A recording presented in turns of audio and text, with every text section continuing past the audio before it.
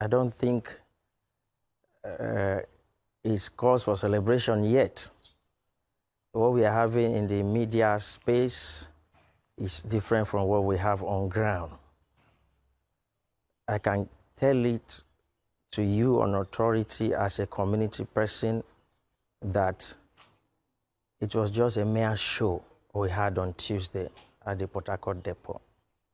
A mere show in the sense that the Port Harcourt refinery, we call it Area 5, that is the old refinery, is merely on skeletal operation. When I say skeletal, some units were recently brought up and is running. Not the entire unit of the old refinery is functional as we speak. Very slow. I will give them the credit that at least they have started something, but not to say that, according to the chief head of corporate communication of the NNPCL Limited, they have put it on the media that they are already producing 1,400,000 barrels per day. But that's not the case. That's not true.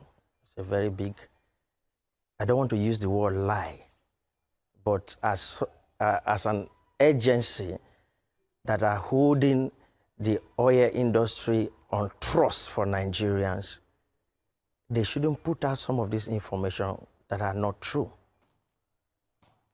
The true picture of what happened on Tuesday is that the NNPC has been under pressure to televise to Nigerians that everything is okay, and then that the old refinery has started functioning. I can tell you that the GMD, or the CEO, as it were for now, was in Port Harcourt since Monday. The other MDs were also in Port Harcourt. The MD of Port Harcourt Refinery and those heading the operations department, they didn't sleep through the night of Monday breaking Tuesday because of this whole event they had on Tuesday. What was the true picture? The old Port Harcourt Refinery is built with its own utilities, different from the new Port Harcourt Refinery. In terms of tank farm, the tank farm that is servicing the old Port Harcourt Refinery has a different loading gantry at the depot. The party they had on Tuesday was held at the new loading gantry that is directly connected to the new refinery. And so, how does that work? It's impossible.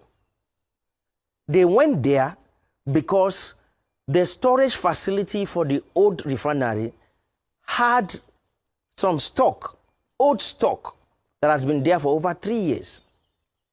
And so what they had, they released that stock and then loaded 6 trucks and then televised it to Nigerians that is the production from the old refinery, Port Harcourt Refinery. That is not true. That is not true, Dr. Abate. And so I like Nigerians to know the truth. Okay. But they don't need to believe me, because Nigerians, no matter how you paint the true pictures to them, they get sentimental, they get tribal, they want to whip some sentiment and all that. The product that was loaded, and let it be on record that it was only 6 trucks. According to them, they put so many data out there, but it was only 6 trucks. They were using it to calibrate the new loading gantry. But it's not a new refined product from the old refinery. That is not. I think that is the status we have. As at yesterday, they also loaded. But let me shock you, Dr. Abate. If we are celebrating that the Port Harcourt old refinery is already functional, how come they loaded only 4 trucks of product the whole day? I mean, starting from 7 a.m., that work resumes at the Port Harcourt depot. It was only 4 trucks that was loaded till about 8 at night. Only 4. And these 4 trucks were actually under the loading bay areas. They were loading them, and they say it's automated. How can you have a truck under a bay for more than 6 hours under an automated system? Back in the years, when we had manual loading system, it doesn't take 45 minutes for one 30,000 or 33,000 liters of truck to be fully loaded.